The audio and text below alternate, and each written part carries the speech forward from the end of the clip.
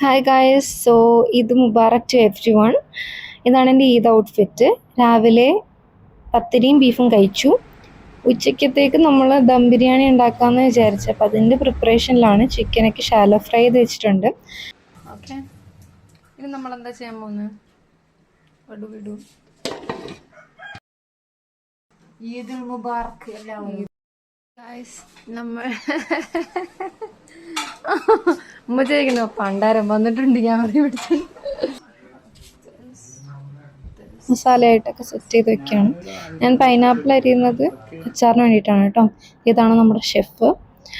അപ്പം നമ്മൾ ലാസ്റ്റത്തെ പരിപാടി താഴെ ചിക്കനൊക്കെ വെച്ച് മേലിൽ കൂടെ റൈസൊക്കെ ഇട്ട് നമ്മൾ ദം ചെയ്ത് വെക്കാൻ വേണ്ടിയിട്ട് പോവുകയാണ്.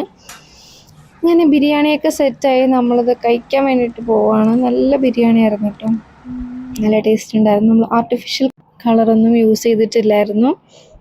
അങ്ങനെ ഈവനിങ് ആയപ്പോഴേക്കും നമ്മൾ ഫോറം മോളിൽ പോയി ആട് 3 കാണാമെന്ന് വിചാരിച്ചു. ഇത്രയുള്ളൂ ഗൈസ്, ബൈ.